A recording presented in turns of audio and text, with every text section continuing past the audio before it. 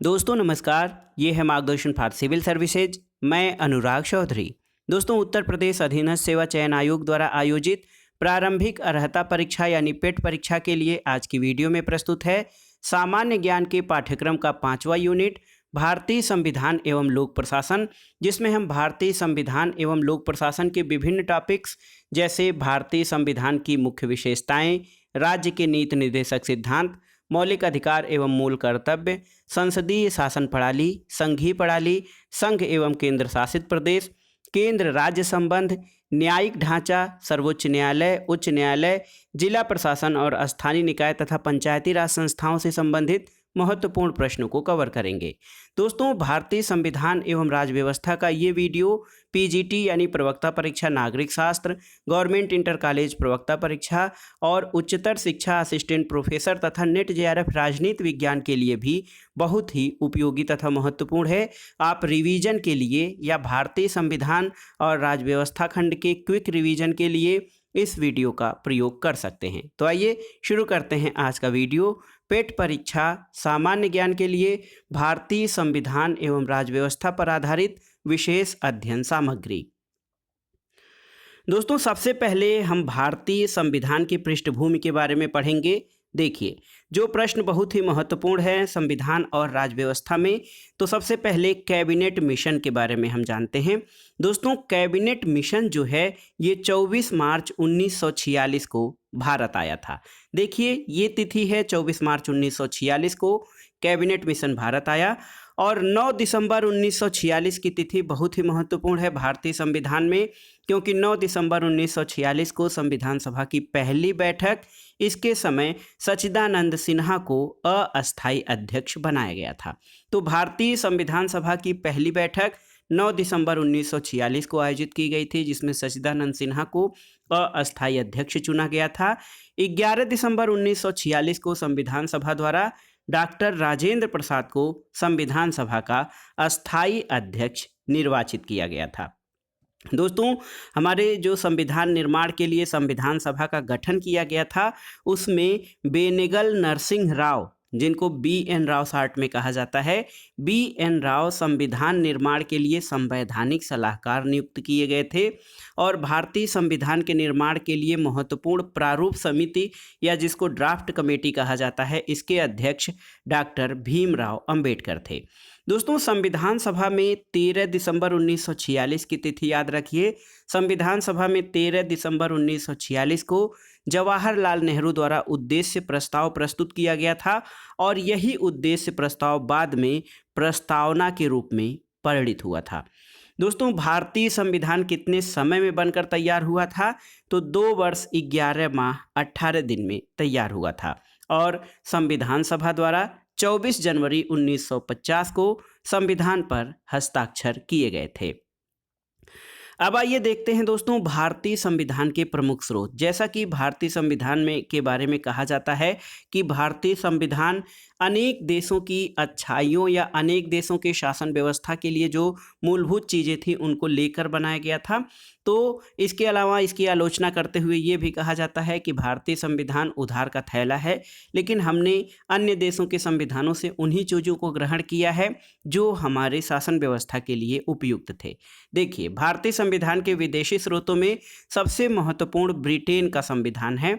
दोस्तों ब्रिटेन के संविधान से हमने क्या क्या चीज़ें अपनाई हैं? संसदीय शासन व्यवस्था, विधि का शासन, मंत्रिमंडलीय प्रणाली, एकल नागरिकता, द्विसदनात्मक प्रणाली, विधायी प्रक्रिया यानी कानून निर्माण की प्रक्रिया, संसदीय विशेषाधिकार और परमाधिकार लेख आदि उपबंध ब्रिटेन के संविधान से लिए गए हैं। तो ब्रिटेन के संविधान से संसदीय शासन व्यवस्था, विधि का शासन, मंत्रिमंडलीय प्रणाली, एकल नागरिकता, द्विसदनात्मक प्रणाली आदि लिए गए हैं।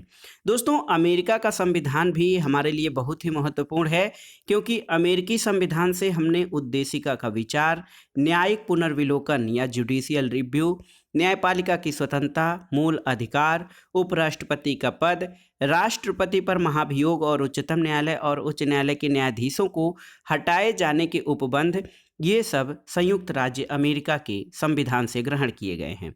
दोस्तों आयरलैंड के संविधान से प्रेरणा लेकर हमारे संविधान में नीति निर्देशक तत्वों को शामिल किया गया है, राष्ट्रपति के निर्वाचन की पद्धति को और राज्यसभा में कुछ सदस्यों का नामांकन शामिल किया गया है। कनाडा के संविधान से सशक्त केंद्र के साथ संघीय व्यवस्था, केंद्र द्वारा राज्यपालों की नियुक्ति, उच्चतम न्यायालय का परामर्शी न्याय निर्णयन और अवशिष्ट शक्तियों का केंद्र में निहित होना, ये कनाडा के संविधान से लिए गए हैं। दोस्तों हमारी जो संघीय व्यवस्था है ये कनाडा के संविधान से प्रेरित है। इसके अलावा दोस्तों संसद के दोनों सदनों की संयुक्त बैठक, उद्देशिका की भाषा, व्यापार वाणिज्य और समागम की स्वतंत्रता और समवर्ती सूची की व्यवस्था ये ऑस्ट्रेलिया के संविधान से ली गई है। और जापान से विधि द्वारा स्थापित प्रक्रिया, दोस्तों जापान के संविधान से हमारे संविधान में विधि द्वारा स्थापित प्रक्रिया और दक्षिण अफ्रीका के संविधान से संविधान संशोधन की व्यवस्था और राज्यसभा के सदस्यों का निर्वाचन, ये चीज़ें ग्रहण की गई हैं। इसके अलावा मूल कर्तव्य और प्रस्तावना में जो न्याय है, सामाजिक आर्थिक और राजनीतिक न्याय के आदर्श को सोवियत संघ के संविधान से लिया गया है। तो ये महत्वपूर्ण जो भारतीय संविधान के प्रावधान हैं अन्य देशों के संविधान से जो लिए गए हैं, यहाँ से प्रश्न अक्सर पूछे जाते हैं, आप इनको तैयार कर लीजिए। अगला है दोस्तों 26 नवंबर 1949। 26 नवंबर 1949 को हमारे संविधान को अंगीकृत, अधिनियमित और आत्मार्पित किया गया था भारत की जनता को। दोस्तों 26 नवंबर 1949 से नागरिकता, निर्वाचन और अंतरिम संसद से जुड़े कई उपबंधों को लागू कर दिया गया था, लेकिन भारतीय संविधान पूरी तरह से 26 जनवरी 1950 को लागू हुआ था। दोस्तों भारतीय संविधान सभा, जिसने भारत के लिए संविधान का निर्माण किया था, ये संविधान सभा जो है कैबिनेट मिशन योजना के तहत स्थापित किया गया था, जिसने भारत का संविधान बनाया था। दोस्तों संविधान सभा में कुछ समितियां थीं। इसमें प्रांतीय संविधान समिति के अध्यक्ष सरदार वल्लभ भाई पटेल थे और संविधान सभा द्वारा स्थापित मौलिक अधिकारों और अल्पसंख्यकों के लिए जो सलाहकार समिति थी, उसके अध्यक्ष सरदार वल्लभ भाई पटेल ही थे। दोस्तों संविधान निर्मात्री परिषद की तदर्थ झंडा समिति के अध्यक्ष डॉक्टर राजेंद्र प्रसाद थे। भारतीय संविधान सभा में कुल महिलाओं की संख्या कितनी थी, तो ये भी प्रश्न बहुत ही महत्वपूर्ण है, क्योंकि भारतीय संविधान सभा में कुल 15 महिलाएं थी। दोस्तों डॉक्टर भीमराव अंबेडकर यानी बाबा साहब डॉक्टर भीमराव अंबेडकर को भारतीय संविधान का निर्माता या भारतीय संविधान का जनक कहा जाता है। 26 नवंबर 1949 इस तिथि को भारतीय संविधान को अंगीकृत, अधिनियमित और आत्मार्पित किया गया था। और देखिए 1946 में दोस्तों जवाहरलाल नेहरू की अंतरिम सरकार में गृह मंत्री का कार्यभार या गृह मंत्री का पद किसके पास था, तो ये सरदार वल्लभ भाई पटेल के पास गृह मंत्री यानी उप प्रधानमंत्री का कार्यभार इनके पास था 1946 में, जो जवाहरलाल नेहरू की अंतरिम सरकार बनी थी। दोस्तों 2 सितंबर 1946 को अंतरिम मंत्रिमंडल ने शपथ लिया था। और भारत के प्रथम शिक्षा मंत्री कौन थे, तो अबुल कलाम आज़ाद, मौलाना अबुल कलाम आज़ाद भारत के प्रथम शिक्षा मंत्री थे। दोस्तों यहाँ पर देखिए संविधान के मूलभूत ढांचे या आधारभूत ढांचे के सिद्धांत से संबंधित कई सारे प्रश्न कई बार परीक्षाओं में, विभिन्न परीक्षाओं में पूछे जाते हैं। तो यहाँ पर देखिए ये कौन सा मामला था, केशवानंद भारती बनाम केरल राज्यवाद, ये कब था, 1973। 1973 का केशवानंद भारतीवाद में सर्वोच्च न्यायालय द्वारा संविधान के आधारभूत ढांचे के सिद्धांत का प्रतिपादन किया गया है। आइए देखते हैं दोस्तों, संप्रभुता संपन्न लोकतांत्रिक और पंथ निरपेक्ष गणराज्य, संसदीय स्वरूप की सरकार, संघात्मक स्वरूप लेकिन प्रकृति में एकात्मक, ये भारतीय संविधान की विशेषताएं हैं। दोस्तों भारतीय संविधान की विशेषताएं क्या हैं, तो उसमें से पूछता है संप्रभुता संपन्न लोकतांत्रिक पंथ निरपेक्ष गणराज्य, संसदीय स्वरूप की सरकार और संघात्मक स्वरूप, ये सब भारतीय संविधान की विशेषताएं हैं। आप जानते हैं अमेरिका और भारत के संविधान लिखित संविधान हैं, जबकि इंग्लैंड का संविधान अलिखित है और ये काफ़ी हद तक परंपरा, इतिहास और अभिशमय की देन माना जाता है। दोस्तों एक प्रश्न और पूछता है, देखिए वर्ष 1956 में देश के विभिन्न राज्यों में पुनर्गठन का आधार क्षेत्र की अधिकांश जनसंख्या द्वारा बोली जाने वाली भाषा थी, यानी भाषाई आधार राज्यों के पुनर्गठन का आधार था। और भाषाई आधार पर सबसे पहले किस राज्य का गठन हुआ था?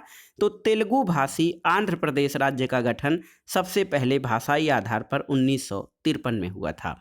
दोस्तों, सरकार का गणतंत्री और लोकतंत्री स्वरूप, मौलिक अधिकारों और राज्य के नीति निर्देशक सिद्धांतों के मध्य विभाजन और संविधान का संघीय चरित्र, ये भारतीय संविधान का बुनियादी ढांचा माना जाता है। और संविधान के बुनियादी ढांचे में संसद किसी प्रकार का कोई संशोधन नहीं कर सकती है। दोस्तों, राज्य सरकारें केंद्र सरकार की एजेंट हैं, ये लक्षण संघीय सरकार के अनुरूप नहीं है। और संघीय सरकार में राज्य सरकार और केंद्र सरकार का जो है अस्तित्व जो है पाया जाता है, लेकिन भारत में जो राज्य सरकारें होती हैं केंद्र सरकार की एजेंट हैं, राज्यपाल की नियुक्ति राष्ट्रपति के द्वारा की जाती है, और ये लक्षण संघीय सरकार के अनुरूप नहीं है। इसीलिए भारत के संविधान को कहा जाता है संघात्मक, लेकिन आत्मा इसकी एकात्मक सरकार की है। अब आइए देखते हैं दोस्तों भारतीय संविधान के प्रमुख भाग और उनमें निहित विषय। तो भारतीय संविधान में कुल कितने भाग हैं, उसके बारे में आइए जान लेते हैं। भाग 1, भारतीय संविधान के भाग 1 में दोस्तों संघ और उसके राज्य क्षेत्रों का वर्णन है। भारतीय संविधान का भाग 2 नागरिकता से संबंधित है। भाग 3 मौलिक अधिकार यानी फंडामेंटल राइट्स से संबंधित है। भारतीय संविधान का भाग 4 राज्य के नीति निर्देशक सिद्धांत इसमें वर्णित हैं। और भाग 4 क में मूल कर्तव्य या फंडामेंटल ड्यूटीज का वर्णन किया गया है। भाग 5 दोस्तों संघ से संबंधित है। भाग 6 राज्यों से। भाग 7 संविधान का प्रथम अनुसूची के भाग ख में राज्यों से संबंधित है, जो कि निरसित हो गया है। भाग 8 संघ राज्य क्षेत्र से संबंधित है। भाग 9 ये देखिए बहुत ही महत्वपूर्ण है, पंचायतों से संबंधित हैं। भाग 9 क नगर पालिकाएं और 9 ख जो हैं सहकारी समितियों से संबंधित है। भारतीय संविधान का भाग 10 ये अनुसूचित और अनुसूचित जनजाति क्षेत्रों से संबंधित उपबंध करता है। और भाग 11 संघ और राज्यों के बीच संबंध का जो है उल्लेख या वर्णन इसमें किया गया है। भारतीय संविधान का भाग 12 वित्त, संपत्ति, संविदा और वाद से संबंधित है। वहीं पे भाग 13 भारत के राज्य क्षेत्र के अंदर व्यापार, वाणिज्य और समागम से संबंधित है। भाग 14 दोस्तों संघ और राज्यों के अधीन सेवाओं से संबंधित है। और भाग 14 का अधिकरण से यानी ट्रिब्यूनल से संबंधित है। दोस्तों भाग 15 बहुत ही महत्वपूर्ण है, कई बार पूछा भी गया है। दोस्तों भारतीय संविधान का भाग 15 देखिए निर्वाचन से संबंधित है। भाग 16 आपका कुछ वर्गों के संबंध में विशेष उपबंध करता है। और भारतीय संविधान का भाग 17 भारत की राजभाषा से संबंधित प्रावधान इसमें वर्णित है। भाग 18 में आपात उपबंधों का वर्णन किया गया है। भाग 19 प्रकीर्ण या मिसलेनियस है। भाग 20 में संविधान के संशोधन से संबंधित उपबंध किए गए हैं। और भाग 21 दोस्तों भारतीय संविधान का जो भाग 21 है ये अस्थायी संक्रमणकालीन और विशेष उपबंध करता है। वहीं पर भाग 22 संक्षिप्त नाम, प्रारंभ, हिंदी में प्राधिकृत पाठ और निरसन से संबंधित व्यवस्थाएं इसमें वर्णित हैं। तो देखिए भारत के संविधान में कुल 22 भाग हैं और हमने जान लिया कि इन भागों में कौन कौन से विषय शामिल किए गए हैं। अगला है दोस्तों संघीय सरकार। संघीय सरकार, संसदीय सरकार और न्यायपालिका की स्वतंत्रता भारतीय संविधान की विशेषताएं हैं। ये प्रश्न कई बार पूछा है। भारत का संविधान की जो विशेषताएं हैं उसमें संघीय सरकार, संसदीय सरकार और न्यायपालिका की स्वतंत्रता शामिल है। जबकि भारतीय संविधान में अध्यक्षात्मक सरकार की प्रणाली नहीं बल्कि संसदात्मक सरकार की प्रणाली अपनाई गई है, जिसको कि उत्तरदायी शासन कहा जाता है। इसमें जो हमारी कार्यपालिका होती है वो संसद के निम्न सदन या निचले सदन के प्रति उत्तरदायी है। अगला है दोस्तों भारत एक संघ है क्योंकि उसका संविधान राज्य और केंद्र के बीच सत्ता की साझेदारी की सुविधा देता है। और सार्वजनिक हित याचिका या पब्लिक इंटरेस्ट लिटिगेशन की संकल्पना की शुरुआत कहाँ हुई थी? ये संयुक्त राज्य अमेरिका में हुई थी। दोस्तों भारत के क्षेत्र में राज्यों के क्षेत्र, संघीय क्षेत्र और अन्य क्षेत्र शामिल हैं जो कि अधिग्रहित हो सकते हैं। एक प्रश्न और आता है कि संविधान सभा की जो संघ संविधान समिति थी इसके अध्यक्ष कौन थे? तो पंडित जवाहरलाल नेहरू भारतीय संविधान सभा की संघ संविधान समिति के अध्यक्ष थे। संविधान सभा की संचालन समिति के अध्यक्ष डॉक्टर राजेंद्र प्रसाद थे और संविधान सभा की मौलिक अधिकारों की उप समिति के अध्यक्ष आचार्य जे.बी. कृपलानी थे।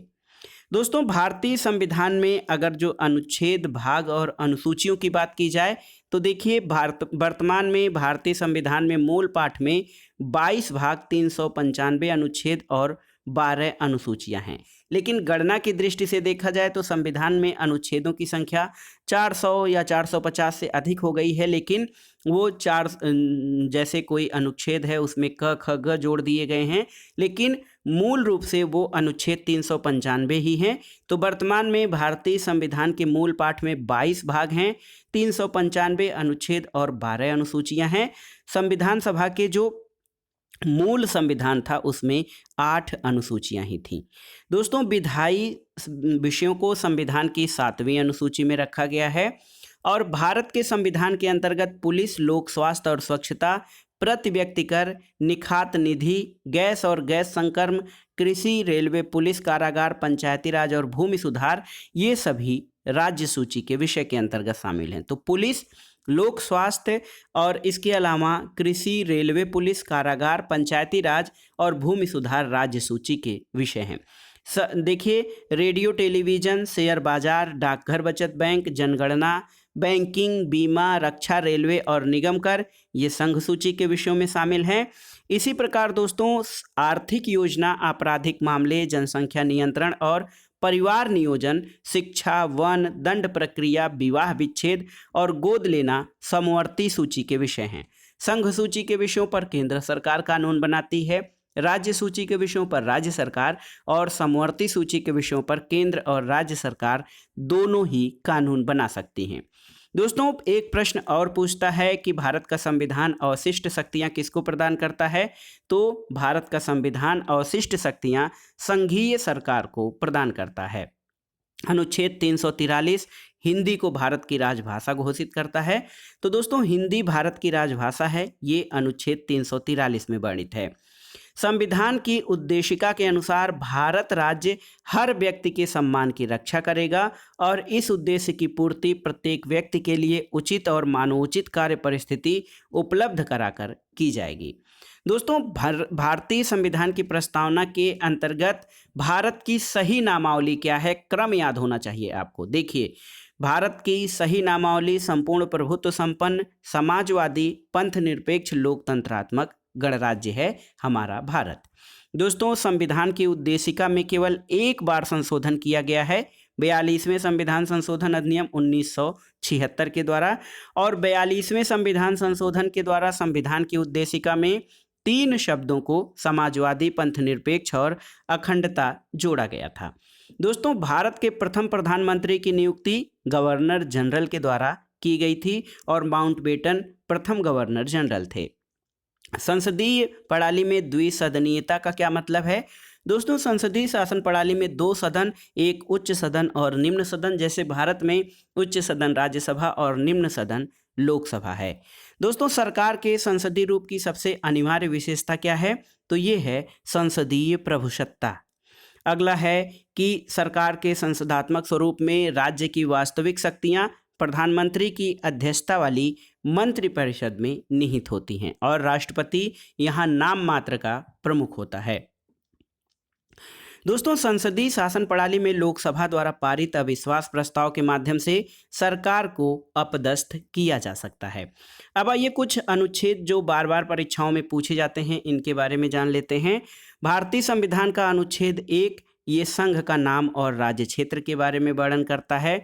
अनुच्छेद 2 में नए राज्यों के प्रवेश या स्थापना से संबंधित विवरण है और अनुच्छेद 3 नए राज्यों के निर्माण और वर्तमान राज्यों के क्षेत्रों, सीमाओं या नामों में परिवर्तन से संबंधित है। दोस्तों, भारतीय संविधान का अनुच्छेद 5 संविधान के प्रारंभ के समय नागरिकता का वर्णन करता है। अनुच्छेद 14 विधि के समक्ष समानता का अधिकार मौलिक अधिकार है और अनुच्छेद 15 दोस्तों धर्म, मूल, वंश, जाति, लिंग या जन्मस्थान के आधार पर भेदभाव का निषेध करता है। दोस्तों, भारतीय संविधान में वर्तमान में 12 अनुसूचियां हैं और आइए देख लेते हैं 12 अनुसूचियां और उनमें जो संबंधित विषय हैं वो क्या हैं। तो भारतीय संविधान की जो पहली अनुसूची है वो संघ और राज्य क्षेत्र से संबंधित है। दूसरी अनुसूची भारतीय संघ के पदाधिकारियों को मिलने वाले वेतन, भत्ते और पेंशन आदि का उल्लेख है। तीसरी अनुसूची में भारतीय संघ के कुछ पदाधिकारियों के शपथ और प्रतिज्ञान के प्रारूप या मॉडल दिए गए हैं। चौथी अनुसूची राज्यसभा में स्थानों के आवंटन से संबंधित है। और पांचवी अनुसूची दोस्तों अनुसूचित क्षेत्रों और अनुसूचित जनजातियों के प्रशासन और नियंत्रण के बारे में उपबंध करता है। पांचवी अनुसूची के अधीन जनजाति भूमि का खनन के लिए निजी पक्षकारों को अंतरण, अकृत और शून्य घोषित किया जा सकता है। छठी अनुसूची दोस्तों, ये छठी अनुसूची विशेष उपबंध करता है। देखिए, असम, मेघालय, त्रिपुरा और मिजोरम, ये राज्य याद कर लीजिए क्योंकि यहाँ से प्रश्न आते हैं कि छठी अनुसूची में किन राज्यों के बारे में जनजाति क्षेत्रों के प्रशासन के बारे में उपबंध किया गया है। तो अब असम, मेघालय, त्रिपुरा और मिजोरम। सातवीं अनुसूची दोस्तों, सातवीं अनुसूची बहुत ही महत्वपूर्ण है क्योंकि इसमें केंद्र और राज्यों के बीच शक्तियों का विभाजन किया गया है।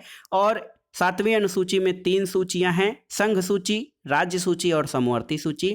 संघ सूची में दोस्तों, संघ सूची में 100 विषय हैं। पहले मूल रूप में 97 विषय थे।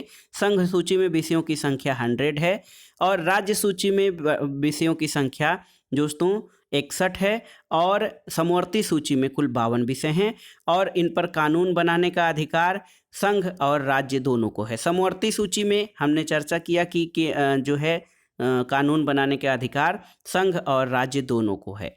यहाँ पर देखिए कुछ प्रश्न पूछता है, पुलिस, लोक स्वास्थ्य और स्वच्छता, प्रति व्यक्ति कर, कृषि, रेलवे, पुलिस कारागार, पंचायती राज और भूमि सुधार, ये राज्य सूची के विषय हैं। रेडियो, टेलीविजन, शेयर बाजार, डाकघर, बचत बैंक, जनगणना, बैंकिंग, रेलवे और निगम कर, ये संघ सूची के अंतर्गत शामिल हैं। आर्थिक आयोजना, आपराधिक मामले, जनसंख्या और इसके अलावा जनसंख्या नियंत्रण, परिवार नियोजन, शिक्षा, दंड प्रक्रिया संहिता, विवाह विच्छेद, तलाक और गोद लेना, ये समवर्ती सूची के विषयों में शामिल हैं। तो दोस्तों संघ सूची में 100 विषय वर्तमान में, राज्य सूची में 61 और समवर्ती सूची में विषयों की संख्या 52 है। तो याद कर लीजिए 161 और 52 ये 7वीं अनुसूची के अंतर्गत संघ सूची, राज्य सूची और समवर्ती सूची के विषयों की संख्या है। 8वीं अनुसूची बहुत ही महत्वपूर्ण है। इसमें भारतीय संविधान द्वारा मान्यता प्राप्त 22 भाषाओं का उल्लेख किया गया है। मूल रूप से इसमें 14 भाषाएं थीं। 1967 में सिंधी को 21वें संविधान संशोधन द्वारा, 1992 में कोंकणी, नेपाली और मणिपुरी को 71वें संविधान संशोधन द्वारा और दोस्तों 2004 में संथाली, डोगरी, मैथिली और बोडो को 92वें संविधान संशोधन द्वारा 8वीं सूची में शामिल किया गया है। 9वीं अनुसूची बहुत ही महत्वपूर्ण है क्योंकि इसमें विशिष्ट अधिनियमों और विनियमों का सत्यापन, प्रथम संविधान संशोधन 1951 द्वारा 9वीं अनुसूची को भारत में जो है संविधान में जोड़ा गया था। और दोस्तों 9वीं अनुसूची भारत के प्रधानमंत्री जवाहरलाल नेहरू के कार्यकाल के दौरान भारतीय संविधान में शामिल किया गया है। वर्तमान में इस सूची में लगभग 284 अधिनियम हैं। 10वीं अनुसूची दोस्तों ये मूल संविधान में नहीं था, इसको 52वें संविधान संशोधन अधिनियम 1985 के द्वारा संविधान में शामिल किया गया था और इसमें दल परिवर्तन के आधार पर निर्भरता के बारे में उपबंध किए गए हैं। 11वीं अनुसूची, इसमें पंचायतों के अधिकार दोस्तों, पंचायतों के अधिकार, प्राधिकार, दायित्व के बारे में उपबंध हैं। 73वें संविधान संशोधन अधिनियम 1992 के द्वारा 11वीं अनुसूची शामिल की गई और इस अनुसूची में पंचायती राज से संबंधित 29 विषय शामिल हैं। 12वीं अनुसूची दोस्तों, 12वीं अनुसूची जो है ये नगर पालिकाओं के अधिकार, प्राधिकार और दायित्व से संबंधित है, जिसको 74वें संविधान संशोधन अधिनियम 1992 के द्वारा शामिल किया गया और शहरी निकाय से संबंधित इसमें 18 विषयों को शामिल किया गया है। तो ये थे भारतीय संविधान की 12 अनुसूचियां और उनमें शामिल विषय। दोस्तों संविधान के अनुच्छेद 1 के तहत भारत को राज्यों का संघ या यूनियन ऑफ स्टेट कहा गया है और भारतीय संघ में नए राज्य का निर्माण संसद को अधिकृत है, यानी भारत में नए राज्य के निर्माण के लिए संसद अधिकृत है। संसद को किसी राज्य से उसका नाम, उसका राज्य क्षेत्र अलग करके अथवा 2 से अधिक राज्यों को मिलाकर अथवा किसी राज्य क्षेत्र को किसी राज्य के भाग के साथ मिलाकर नए राज्य का निर्माण करने की शक्ति प्राप्त है। दोस्तों, भारतीय संघ या यूनियन के राज्यों को संसद के दोनों सदनों के साधारण बहुमत और संबंधित राज्यों की विधायिका की सहमति द्वारा पुनः व्यवस्थित किया जा सकता है या फिर उनकी सीमाओं को बदला जा सकता है। यहाँ पर देखिए 1 नवंबर 2000 को 1 नवंबर 2000 को छत्तीसगढ़ राज्य, 9 नवंबर 2000 को झारखंड और 15 नवंबर 2000 को दोस्तों उत्तराखंड 9 नवंबर और 15 नवंबर को झारखंड अस्तित्व में आया था और नवगठित राज्य तेलंगाना 2 जून 2014 को अस्तित्व में आया था, जिसका आंध्र प्रदेश से विभाजन करके नया राज्य तेलंगाना बनाया गया था। दोस्तों, भारत में वर्तमान में राज्य और संघ राज्य क्षेत्रों की संख्या कितनी है, तो कंफ्यूज मत होइएगा। वर्तमान में भारत में 28 राज्य और 8 केंद्र शासित प्रदेश हैं। देखिए, जम्मू और कश्मीर राज्य पुनर्गठन अधिनियम 2019 के द्वारा जम्मू और कश्मीर का विभाजन 2 संघ राज्य क्षेत्र जैसे जम्मू और कश्मीर तथा लद्दाख 2 केंद्र शासित प्रदेश हो गए हैं, जम्मू और लद्दाख। दोस्तों, इसके अलावा दादरा नगर हवेली और दमन दीव को एक संघ शासित राज्य बना दिया गया है। तो और 2 केंद्र शासित प्रदेश कौन कौन से बन गए, जम्मू और कश्मीर तथा लद्दाख। ये जम्मू कश्मीर राज्य पुनर्गठन अधिनियम 2019 के अनुसार। दोस्तों, अमेरिकी संविधान ये संघीय संविधान की एक विशेषता है। दादरा और नगर हवेली और दमन दीव की राजधानी के रूप में दमन को निर्दिष्ट किया गया है।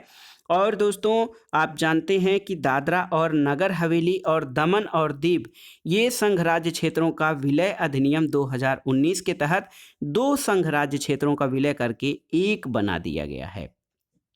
तो इसी आधार पर अब 28 राज्य और 8 केंद्र शासित प्रदेश भारत में हैं। दोस्तों, गुजरात राज्य का गठन कब किया गया, 1 मई 1960 को। हिमाचल प्रदेश की राजधानी शिमला है। चंडीगढ़ एक संघ शासित प्रदेश है और लोकतंत्र में सत्ता का संचालन किसके द्वारा, जनता के प्रतिनिधियों द्वारा किया जाता है। दोस्तों, भारतीय संविधान के भाग 2 में नागरिकता का उल्लेख किया गया है, अनुच्छेद 5 से 11 तक।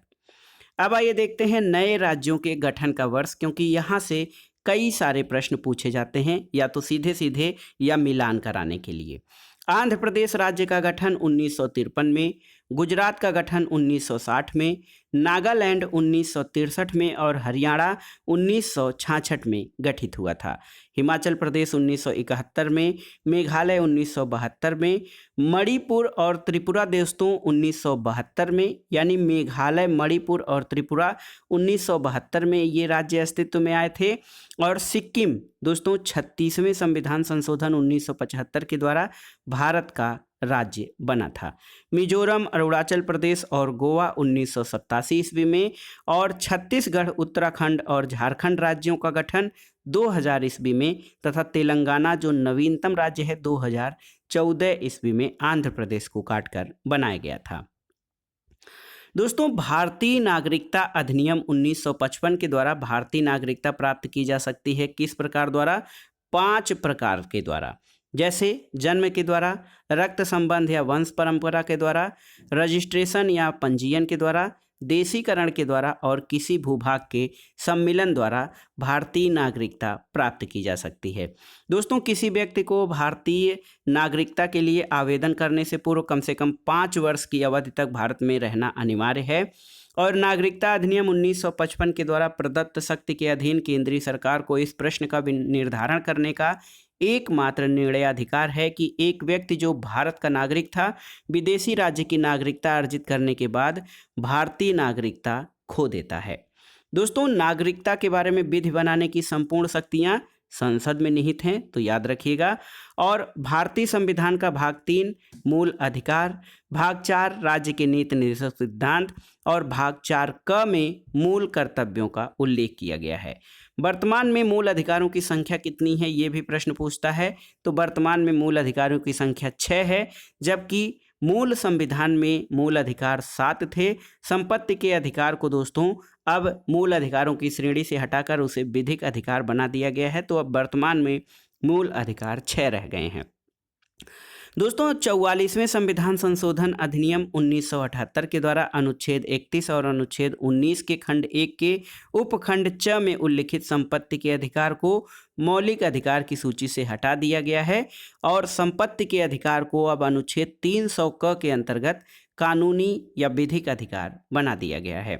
दोस्तों एक प्रश्न पूछा जाता है कि भारतीय संविधान में मूल अधिकारों का उल्लेख किन अनुच्छेदों में है, तो अनुच्छेद 12 से 35 संविधान के भाग 3 क में दोस्तों मूल अधिकारों का उल्लेख किया गया है। कानून का नियम या रूल ऑफ लॉ का अर्थ क्या है? दोस्तों विधि का शासन या कानून का नियम, इसका अर्थ होता है कि कानून की दृष्टि में सभी व्यक्ति समान हैं, किसी को किसी प्रकार का कोई विशेषाधिकार प्राप्त नहीं है। अगला देखिए, अनुच्छेद 14 से अनुच्छेद 18 तक के अधिकार समानता के अधिकार में शामिल हैं, जो कि मूल अधिकार हैं। और भारतीय संविधान के अनुच्छेद 14 का स्रोत विधि के समक्ष समता ब्रिटिश संविधान से लिया गया है और विधियों का समान संरक्षण अमेरिकी संविधान से ग्रहण किया गया है। दोस्तों भारतीय संविधान का अनुच्छेद 16 ये क्या करता है? ये सार्वजनिक सेवा या सार्वजनिक रोजगार से संबंधित मामलों में भारत के सभी नागरिकों के लिए अवसर के समानता की गारंटी दी गई है। इसमें अनुच्छेद 19 से अनुच्छेद 22 तक 4 अनुच्छेदों द्वारा स्वतंत्रता का अधिकार दिया गया है। दोस्तों हमारे संविधान के अनुच्छेद 19(1) क में प्रेस की स्वतंत्रता यानी वाक अभिव्यक्ति की स्वतंत्रता वर्णित है, जो कि प्रेस की स्वतंत्रता उसमें शामिल है। अनुच्छेद 21 का बहुत ही महत्वपूर्ण है क्योंकि इसमें 6 से 14 वर्ष के बच्चों को निःशुल्क और अनिवार्य शिक्षा उपलब्ध कराने का कार्य जो है राज्य विधि द्वारा अवधारित करे और 6 से 14 वर्ष के बच्चों को निःशुल्क और अनिवार्य शिक्षा अनुच्छेद 21 क के द्वारा अब एक फंडामेंटल राइट्स यानी मौलिक अधिकार हो गया है। दोस्तों अन्य मौलिक अधिकार जो पूछे जाते हैं उसमें शोषण के विरुद्ध अधिकार अनुच्छेद 23, 24, धार्मिक स्वतंत्रता का अधिकार अनुच्छेद 25 से 28, संस्कृति और शिक्षा संबंधी अधिकार अनुच्छेद 29, 30 और संवैधानिक उपचारों का अधिकार अनुच्छेद 32 है। दोस्तों अनुच्छेद 32 जो संवैधानिक उपचारों का अधिकार है, इसको डॉक्टर भीमराव अंबेडकर ने संविधान का हृदय और आत्मा कहा था। वैसे संविधान की प्रस्तावना को संविधान की आत्मा कहा जाता है, लेकिन बाबा साहब ने संवैधानिक उपचारों के अधिकार को संविधान का हृदय और आत्मा कहा था। अनुच्छेद 22 दोस्तों ये गिरफ्तारी और निरोध कुछ दशाओं से संरक्षण के संबंध में उपबंध करता है और हमारे संविधान का अनुच्छेद 23 ये मनुष्यों के अवैध व्यापार, बलात् श्रम यानी trafficking in human beings and forced labour का निषेध करता है। अनुच्छेद 25 से 28 में धर्म की स्वतंत्रता का उल्लेख किया गया है और भारतीय संविधान में दोस्तों वर्तमान में मूल कर्तव्य या मौलिक कर्तव्यों की संख्या 11 है। राष्ट्रपति देखिए, राष्ट्रपति आपातकाल के दौरान भारत के नागरिकों के मौलिक अधिकारों पर उपयुक्त प्रतिबंध लगा सकते हैं और मौलिक अधिकार न्यायालय द्वारा प्रवर्तनीय हैं, जबकि नीति निर्देशित सिद्धांत न्यायालय द्वारा प्रवर्तनीय नहीं है। यदि किसी व्यक्ति के मौलिक अधिकारों का हनन होता है तो वो न्यायालय में जाकर उनके लिए रिट दायर कर सकता है, जबकि नीति निर्देशक तत्वों के बारे में ऐसा नहीं है। दोस्तों भारतीय भूमि पर धर्म, मूल वंश, जाति, लिंग या जन्मस्थान के आधार पर भेदभाव से प्रतिरक्षा का मौलिक अधिकार एक विदेशी नागरिक को प्राप्त नहीं है। निवारक निरोध के अंतर्गत एक व्यक्ति को बिना मुकदमा चलाए 3 माह के लिए बंदी बनाया जा सकता है। परमादेश यानी मैंडेमस जो है याचिका, इसका शाब्दिक अर्थ समादेश या कमांड होता है। दोस्तों प्रतिषेध का आदेश कब होता है? प्रतिषेध का आदेश उच्चतम न्यायालय अथवा उच्च न्यायालय द्वारा जब कोई निचली अदालत अपने अधिकार क्षेत्र का अतिक्रमण करके किसी मुकदमे की सुनवाई करती है तो उन्हें ऐसा करने से रोकने के लिए प्रतिषेध आदेश जारी होता है। मौलिक अधिकारों के प्रवर्तन के लिए सुप्रीम कोर्ट की अधिकारिता को प्रचलित कराने की गारंटी संविधान के अनुच्छेद 32 में संवैधानिक उपचारों के अधिकार के अंतर्गत है। और दोस्तों नीति निर्देशक सिद्धांतों में पुरुष और महिलाओं दोनों के लिए समान कार्य के लिए समान वेतन की व्यवस्था अनुच्छेद 39 घ में दी गई है। भारतीय संविधान का अनुच्छेद 16(2) ये वर्णित करता है कि धर्म, मूल वंश, जाति, लिंग, उद्भव, जन्म स्थान, निवास या इनमें से किसी एक के आधार पर सार्वजनिक नियुक्ति के विषय में किसी व्यक्ति के साथ कोई भेदभाव नहीं किया जाएगा। समानता का अधिकार दोस्तों, समानता का अधिकार राज्य की महिलाओं, बच्चों और पिछड़े वर्गों के लिए विशेष प्रावधान बनाने की अनुमति देता है और देखिए हमारे संविधान में काम का अधिकार जो है उसको मूलभूत अधिकार के रूप में समावेशित नहीं किया गया है। कार्य का अधिकार निदेशक तत्वों के अंतर्गत शामिल है। दोस्तों संघीय कार्यपालिका या संघ की कार्यपालिका शक्तियां किसमें निहित हैं? राष्ट्रपति में निहित होती हैं। राष्ट्रपति तीनों सेनाओं का प्रमुख होता है और राष्ट्रपति भारत का प्रथम नागरिक होता है। डॉक्टर राजेंद्र प्रसाद भारत के प्रथम राष्ट्रपति थे। भारत की प्रथम महिला राष्ट्रपति कौन थी? श्रीमती प्रतिभा देवी सिंह पाटिल। और वर्तमान में भारत के राष्ट्रपति श्री रामनाथ कोविंद हैं। दोस्तों राष्ट्रपति का कार्यकाल 5 वर्ष होता है। और एक प्रश्न ये भी पूछता है कि राष्ट्रपति पद के निर्वाचित होने के लिए न्यूनतम उम्र या न्यूनतम आयु सीमा कितनी है? तो ये है 35 वर्ष। दोस्तों राष्ट्रपति अपना त्यागपत्र उपराष्ट्रपति को सौंपता है और राष्ट्रपति को सर्वोच्च न्यायालय के मुख्य न्यायाधीश द्वारा पद और गोपनीयता की शपथ दिलाई जाती है। राष्ट्रपति पर महाभियोग किस आधार पर लगाया जाता है? तो ये है दोस्तों संविधान का अतिक्रमण। यही एक आधार है संविधान का अतिक्रमण जिसके आधार पर राष्ट्रपति पर महाभियोग लगाया जाता है। राष्ट्रपति का चुनाव या निर्वाचन आनुपातिक प्रतिनिधित्व प्रणाली के अनुसार एकल संक्रमणीय मत पद्धति द्वारा किया जाता है। दोस्तों राष्ट्रपति के चुनाव में कौन कौन से लोग निर्वाचक मंडल में शामिल होते हैं? तो राज्यसभा और लोकसभा और संघ राज्य क्षेत्रों की विधानसभाओं के निर्वाचित सदस्य राष्ट्रपति के चुनाव के लिए निर्वाचक मंडल में शामिल होते हैं। इसमें मनोनीत सदस्य और राज्य विधान परिषदों के सदस्य शामिल नहीं होते हैं। भारत के राष्ट्रपति के चुनाव में राज्य विधान परिषद के सदस्य और मनोनीत सदस्य भाग नहीं लेते हैं। और राष्ट्रपति के निर्वाचन से संबंधित विवादों का निपटारा उच्चतम न्यायालय द्वारा किया जाता है। और भारत में पहली बार राष्ट्रीय आपातकाल कब लागू किया गया था? 1962 में। दोस्तों यहाँ पर देखिए राष्ट्रीय आपातकाल संसद की स्वीकृति मिलने के बाद 6 माह तक जारी रहता है और प्रत्येक 6 माह में संसद के विशेष बहुमत के अनुमोदन से इसे आगे भी जारी रखा जा सकता है। 1969 में कुछ सप्ताह जैसे 20 जुलाई से 24 अगस्त 1969 तक के लिए भारत के राष्ट्रपति के रूप में मुख्य न्यायाधीश मोहम्मद हिदायतुल्लाह ने पदभार ग्रहण किया था। राष्ट्रपति दोस्तों मंत्रिपरिषद को पुनर्विचार के लिए किसी प्रस्ताव को वापस करने में अपने स्वविवेक का प्रयोग करते हैं।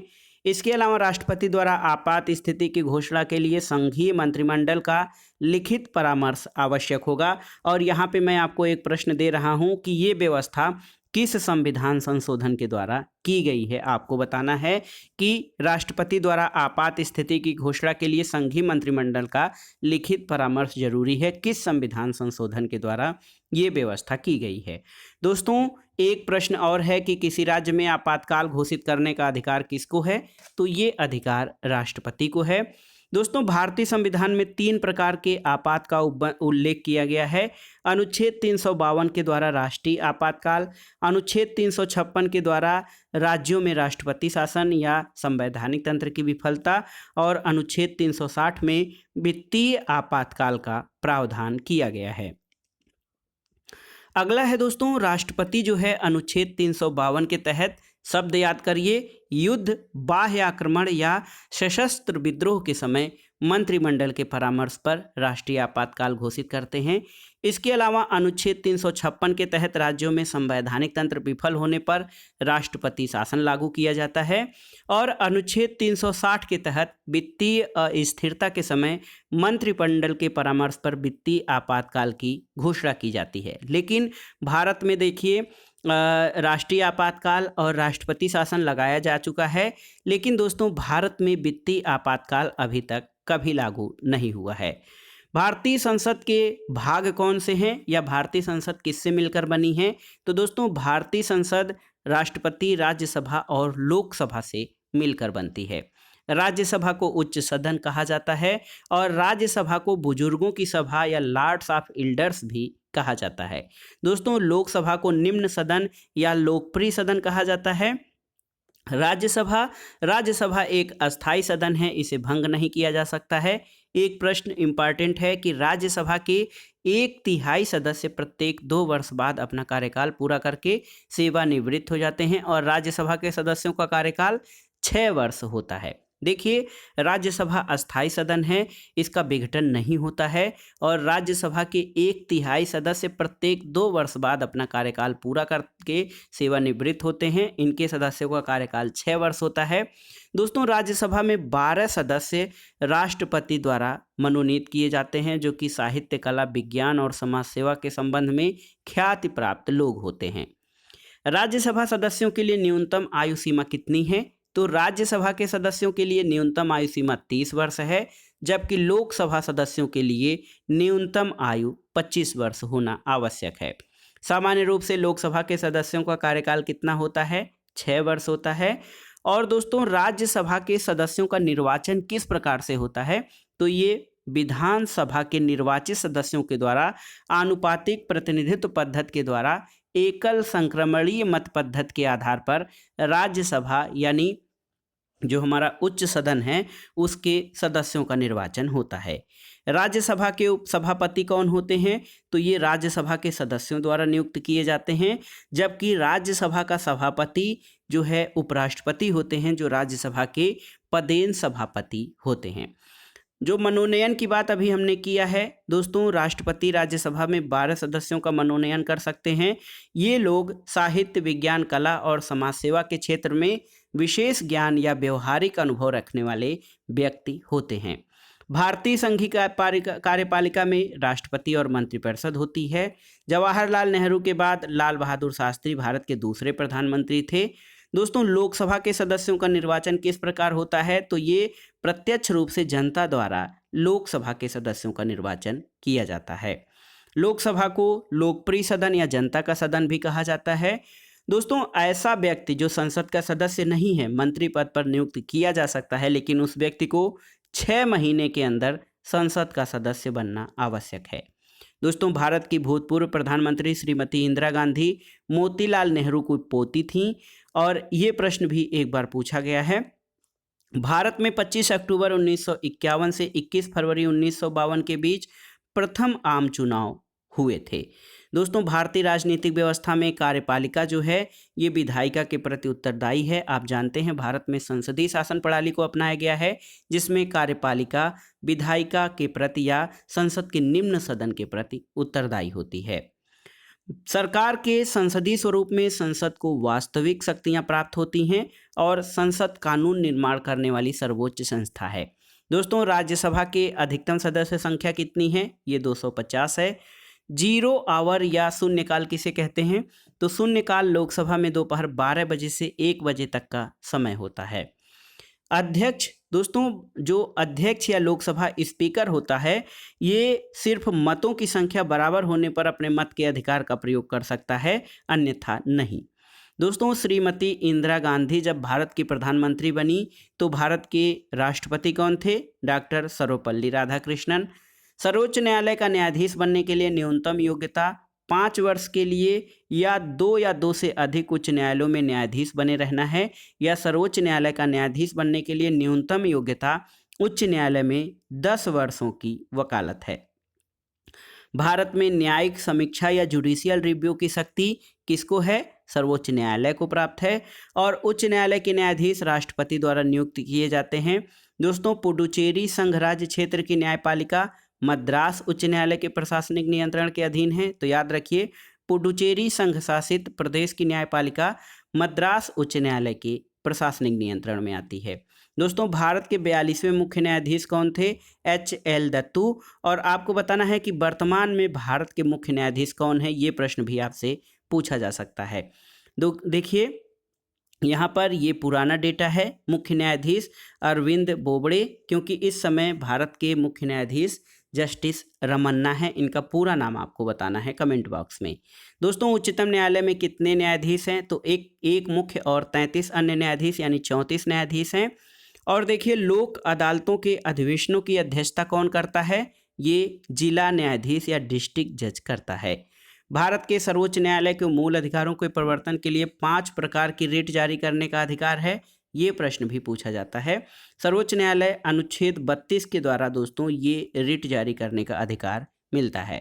गुजरात उच्च न्यायालय कहाँ पर स्थित है? अहमदाबाद में है। और दोस्तों राज्य के उच्च न्यायालय का मुख्य न्यायाधीश कौन है? तो भारतीय राज्य के राज्यपाल को शपथ दिलाता है। राज्य के राज्यपाल को शपथ कौन दिलाता है? किसी भी राज्य के उच्च न्यायालय का मुख्य न्यायाधीश जिस राज्य के राज्यपाल नियुक्त करना है उनको शपथ दिलाता है। उच्च न्यायालय के न्यायाधीशों की सेवानिवृत्ति की आयु 62 वर्ष है। और उच्चतम न्यायालय के न्यायाधीश को किस प्रकार उसके पद से हटाया जा सकता है? तो ये है साबित कदाचार और असमर्थता के आधार पर। देखिए, राज्य संघ राज्य क्षेत्र का साझा उच्च न्यायालय पंजाब, हरियाणा और चंडीगढ़ का साझा उच्च न्यायालय है। दोस्तों मद्रास उच्च न्यायालय की न्यायपीठ मदुरै में कार्य कर रही है। और देखिए, उच्च न्यायालय के न्यायाधीश या उच्चतम न्यायालय की वेतन सेवा शर्तें अधिनियम 2018 के अनुसार आपको बताना है सर्वोच्च न्यायालय के मुख्य न्यायाधीश का मासिक वेतन कितना है। अगला प्रश्न है, वर्तमान में भारत के महान्यायवादी के वेणुगोपाल हैं और जनहित याचिका यानी पब्लिक इंटरेस्ट लिटिगेशन ये उच्च न्यायालय और उच्चतम न्यायालय के में दायर की जा सकती हैं। कंफ्यूज मत होइएगा, जनहित याचिकाएं उच्च न्यायालय और उच्चतम न्यायालय दोनों में दायर की जा सकती हैं। दोस्तों उच्च न्यायालय के मुख्य न्यायाधीश की नियुक्ति कौन करता है? राष्ट्रपति करते हैं। और सर्वोच्च न्यायालय की प्रथम महिला न्यायाधीश कौन रहीं? तो ये थी फातिमा बीवी। अगला है दोस्तों, उच्च न्यायालय के कोई न्यायाधीश सेवानिवृत्ति के बाद निजी तौर पर वकालत का व्यवसाय समान स्तर या उच्च स्तरीय अन्य किसी भी न्यायालय में कर सकते हैं। सर्वोच्च न्यायालय के न्यायाधीशों की सेवानिवृत्ति की आयु 65 वर्ष होती है। और दोस्तों मध्य प्रदेश उच्च न्यायालय की स्थापना 1956 में की गई थी। ये जबलपुर में स्थित है। इसकी 2 खंडपीठें यानी बेंचेज ग्वालियर और इंदौर में स्थित हैं। छत्तीसगढ़ उच्च न्यायालय की पीठ कहाँ पर है? ये बिलासपुर में स्थित है। और उत्तर प्रदेश के उच्च न्यायालय की मुख्य पीठ इलाहाबाद यानी प्रयागराज में स्थित है, जबकि इसकी खंडपीठ लखनऊ में स्थित है। अब देखिए नया डेटा है कि संघ राज्य क्षेत्र में दिल्ली और जम्मू कश्मीर राज्य हैं जिनके अपने उच्च न्यायालय हैं। अगला है कि भारत के सर्वोच्च न्यायालय ने केंद्रीय शिक्षा संस्थानों में अन्य पिछड़े वर्गों के उम्मीदवारों को आरक्षण प्रदान करने के सरकारी निर्णय को समर्थन दिया है और पिछड़े वर्गों के लिए 27% आरक्षण दिया जाएगा। दोस्तों 2 या 2 से अधिक राज्यों या संघ राज्य क्षेत्रों के लिए एक उच्च न्यायालय की स्थापना विधि के द्वारा संसद के द्वारा की जा सकती है। और भारत का सर्वोच्च न्यायालय दोस्तों देखिए किसी भी व्यक्ति को लोक पद जिसके लिए वो पात्र नहीं है धारण करने से रोकने के लिए क्यो वारंटो या अधिकार परीक्षा याचिका जारी कर सकता है। अगला देखिए, भारत के उच्च न्यायालय में मुख्य न्यायाधीश बनने वाली प्रथम महिला लीला सेठ थी। और ये किस राज्य की प्रथम महिला मुख्य न्यायाधीश बनी थी आपको बताना है। कोलकाता उच्च न्यायालय दोस्तों कोलकाता हाईकोर्ट का जो अंडमान निकोबार द्वीप समूह पर प्रादेशिक क्षेत्राधिकार है यानी अंडमान और निकोबार का जो न्यायिक प्रशासन है वो कोलकाता उच्च न्यायालय के अंतर्गत शामिल है। लोक प्रतिनिधित्व अधिनियम 1951 की धारा 80 के अंतर्गत चुनाव विवाद पर फैसला देने का अधिकार उच्च न्यायालय के पास है। एक दोस्तों प्रश्न आता है नियंत्रक और महालेखा परीक्षक यानी कंट्रोलर एंड ऑडिटर जनरल। तो भारत के नियंत्रक और महालेखा परीक्षक का कार्यकाल 6 वर्ष या 65 वर्ष की आयु में जो भी पहले है वो होता है। और नियंत्रक और महालेखा परीक्षक की नियुक्ति राष्ट्रपति द्वारा की जाती है। दोस्तों नियंत्रक और महालेखा परीक्षक सार्वजनिक धन का संरक्षक होता है। और इसी प्रकार महान्यायवादी या अटॉर्नी जनरल की नियुक्ति राष्ट्रपति द्वारा की जाती है। महान्यायवादी भारत सरकार का प्रथम विधि अधिकारी होता है और महान्यायवादी को भारत के राज्य क्षेत्र के सभी न्यायालयों में सुनवाई का अधिकार प्राप्त होता है। दोस्तों महान्यायवादी या अटॉर्नी जनरल वो संसद की कार्रवाई में भाग ले सकता है, बोल सकता है, लेकिन मत नहीं दे सकता है। राष्ट्रपति राज्यों के राज्यपालों की नियुक्ति करते हैं। राज्यपाल राष्ट्रपति के प्रसाद पर्यंत काम करते हैं, यद्यपि उनका जो दोस्तों कार्यकाल है वो 5 वर्ष होता है। राज्यपाल को उच्च न्यायालय के मुख्य न्यायाधीश पद और गोपनीयता की शपथ दिलाते हैं। दोस्तों श्रीमती सरोजिनी नायडू स्वतंत्र भारत की पहली महिला राज्यपाल थीं। सरोजिनी नायडू स्वतंत्रता के बाद पहली बार उत्तर प्रदेश की राज्यपाल बनी थीं। राज्य के मंत्रियों की मंत्रिपरिषद का प्रमुख कौन होता है? मुख्यमंत्री होता है। और राज्य के मुख्यमंत्री की नियुक्ति भारत के राज्यपाल के द्वारा की जाती है। राज्यों में भी उसी प्रणाली को अपनाया गया है जो संघ में, जैसे भारतीय संघ में प्रधानमंत्री की नियुक्ति राष्ट्रपति द्वारा, वैसे राज्य के मुख्यमंत्री की नियुक्ति राज्यपाल के द्वारा की जाती है। दोस्तों, राज्य विधानसभा का सदस्य बने बिना कोई व्यक्ति अधिकतम 6 माह की अवधि के लिए राज्य मंत्रिपरिषद का सदस्य बन सकता है, यानी मंत्री बन सकता है। और भारत के राष्ट्रपति के अतिरिक्त राज्यों के राज्यपाल के पास क्षमा करने की शक्ति है। चंडीगढ़ शहर दोस्तों 2 राज्यों पंजाब और हरियाणा की राजधानी है। और विधानसभा में निर्वाचित होने के लिए न्यूनतम आयु सीमा कितनी है? ये 25 वर्ष है और यही आयु सीमा लोकसभा के लिए निर्वाचित होने की है। राज्य विधानसभा का सामान्य कार्यकाल कितना होता है? ये 5 वर्ष है। और दोस्तों, विशेष परिस्थितियों में बहुमत न होने की स्थिति में राज्यपाल इसे पहले भी भंग कर सकते हैं। दोस्तों, संविधान द्वारा प्रदत्त मौलिक अधिकारों में संशोधन की शक्ति किसको है? संसद को है। और पंचायती राज व्यवस्था में पंचायत के सदस्य ग्राम सभा की जनता के द्वारा निर्वाचित होते हैं। एक और प्रश्न पूछा जाता है, किसी गिरफ्तार व्यक्ति की स्वतंत्रता या जीने के अधिकार का उल्लंघन माना जाएगा यदि उसे अपने वकील से विचार विमर्श करने का मौका नहीं दिया जाता है। दोस्तों, केवल कुछ लोगों के पास मत देने का अधिकार होना चुनाव की प्रजातांत्रिक प्रक्रिया का समर्थन नहीं करता है, इसीलिए भारत में सार्वभौमिक मताधिकार को अपनाया गया है। 86वां संविधान संशोधन 2002 देखिए बहुत ही महत्वपूर्ण है। दोस्तों, 86वें संविधान संशोधन अधिनियम 2002 के द्वारा शिक्षा के अधिकार को मौलिक अधिकार बना दिया गया है। और भारतीय संविधान के अनुच्छेद 14 के अनुसार भारतीय भूभाग में किसी व्यक्ति को कानून की नज़र में समान होने या कानून द्वारा समान सुरक्षा पाने के अधिकार की अनदेखी राज्य सरकारों द्वारा नहीं की जा सकती है। और हमारे संविधान में समानता का अधिकार अनुच्छेद 14 से 18 में दिया गया है, जिसमें अनुच्छेद 14 कानून के समक्ष समानता से संबंधित है। दोस्तों, धर्म, मूल, वंश, जाति, लिंग अथवा जन्मस्थान के आधार पर भेदभाव का निषेध अनुच्छेद 75 में किया गया है। और हमारे संविधान में सामाजिक समानता को स्वीकृति दी गई है। सामाजिक समानता का मतलब ये कि सभी लोग समान हैं और धर्म, मूल, वंश, जाति, लिंग अथवा जन्म स्थान के आधार पर उनके बीच कोई भेदभाव नहीं किया जा सकता है। दोस्तों, मौलिक अधिकारों का रक्षक कौन है? तो न्यायपालिका मौलिक अधिकारों का रक्षक है। और जब किसी व्यक्ति के मौलिक अधिकारों का उल्लंघन होता है तो वो सर्वोच्च न्यायालय अथवा उच्च न्यायालय में रिट दायर कर सकता है। दोस्तों, भारत के संविधान में मौलिक कर्तव्य या मूल कर्तव्य जो फंडामेंटल ड्यूटीज हैं वो मूल संविधान में नहीं थे। इनको 1976 में जो है 42वें संविधान संशोधन के द्वारा सरदार स्वर्ण सिंह समिति की सिफारिशों के आधार पर जोड़ा गया था। वैज्ञानिक सोच और सुधार की भावना का विकास करना भारतीय संविधान के भाग 4 क के अंतर्गत मौलिक कर्तव्य में शामिल है। दोस्तों, भारतीय संविधान में अनुच्छेद 36 से 51 तक राज्य के नीति निर्देशक तत्वों की व्यवस्था है। और भारत में पंचायती राज का उल्लेख राज्य के नीति निर्देशक सिद्धांतों में किया गया है। अनुच्छेद 40 में ये वर्णित है कि राज्य ग्राम पंचायतों की स्थापना का प्रयास करेगा। और दोस्तों, भारतीय संविधान का 73वां संविधान संशोधन अधिनियम 1992 जो 25 अप्रैल 1993 से प्रभावी हुआ था, इसके द्वारा पंचायती राज को संवैधानिक दर्जा दिया गया था। पंचायत राज को भारतीय संविधान के भाग 9 में रखा गया है। और पंचायती राज त्रिस्तरीय ग्राम पंचायत, क्षेत्र पंचायत और जिला पंचायत के स्तर पर अपने यहाँ व्यवस्थित है। दोस्तों, भारतीय संविधान का 74वां संविधान संशोधन अधिनियम 1992 के द्वारा भाग 9 क जोड़कर नगरीय स्थानीय प्रशासन को संवैधानिक दर्जा दिया गया। और 2 अक्टूबर 1959 को तत्कालीन प्रधानमंत्री जवाहरलाल नेहरू ने राजस्थान के नागौर जिले में पंचायती राज का उद्घाटन किया था। दोस्तों, पंचायतों के विघटन होने पर कितने समय के अंदर चुनाव करा लिए जाने चाहिए? तो पंचायतों का विघटन होता है तो 6 माह के भीतर चुनाव करा लिए जाने चाहिए। नागालैंड राज्य में पंचायती राज व्यवस्था अस्तित्व में नहीं है, ये आपका बहुत ही महत्वपूर्ण है। पूछ लेता है किस राज्य में पंचायती राज व्यवस्था नहीं है, तो ये है नागालैंड। दोस्तों, त्रिस्तरीय पंचायती राज व्यवस्था में सर्वोच्च स्तर पर कौन है?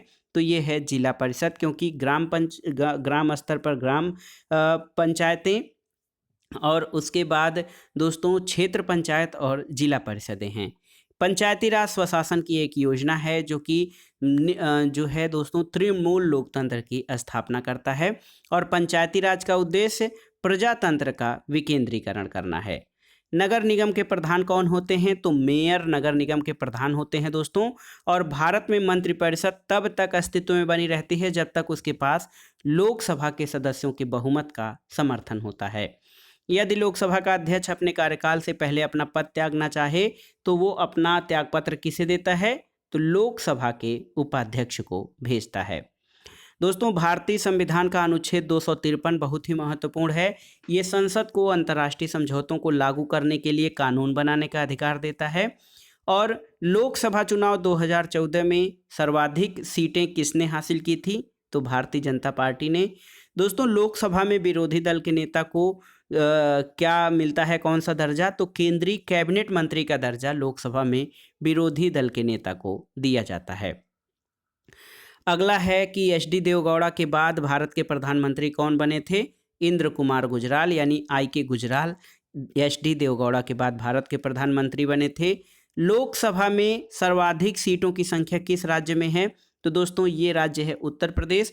यहाँ पर लोकसभा की 80 सीटें सर्वाधिक हैं और राज्यसभा में भी उत्तर प्रदेश का प्रतिनिधित्व सर्वाधिक है। 31 सीटें राज्यसभा में उत्तर प्रदेश से हैं।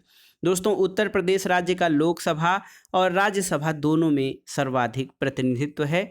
बिहार लोकसभा की 40 सीटों का प्रतिनिधित्व करता है। और दोस्तों, मध्य प्रदेश राज्य जो है लोकसभा में अनुसूचित जातियों के लिए सबसे अधिक सीटें यहाँ पर आरक्षित हैं। तो ये था आज का वीडियो, भारतीय संविधान और राज्य व्यवस्था। एक वीडियो में हमने महत्वपूर्ण प्रश्नों को कवर किया जो आपके अधीनस्थ सेवा चयन आयोग द्वारा आयोजित प्रारंभिक अर्हता परीक्षा यानी पेट परीक्षा के लिए बहुत ही उपयोगी है। साथ ही ये वीडियो वर्तमान में दोस्तों पीजीटी यानी प्रवक्ता परीक्षा नागरिक शास्त्र, गवर्नमेंट इंटर कॉलेज प्रवक्ता नागरिक शास्त्र, उच्चतर शिक्षा और असिस्टेंट प्रोफेसर तथा नेट जेआरएफ राजनीति विज्ञान के लिए भी बहुत ही उपयोगी और महत्वपूर्ण है। आप इस वीडियो को एक बार सरसरी तौर पर देख जाइएगा ताकि जो भी महत्वपूर्ण प्रश्न हैं आपके निगाह से गुजर जाएं और परीक्षा में आने पर आप उनका सही उत्तर दे सकें। वीडियो आपको कैसा लगा हमें कमेंट बॉक्स में ज़रूर बताइएगा। वीडियो को लाइक करें, शेयर करें और इस चैनल मार्गदर्शन फॉर सिविल सर्विसेज को सब्सक्राइब करें। वीडियो देखने के लिए धन्यवाद दोस्तों। नमस्कार।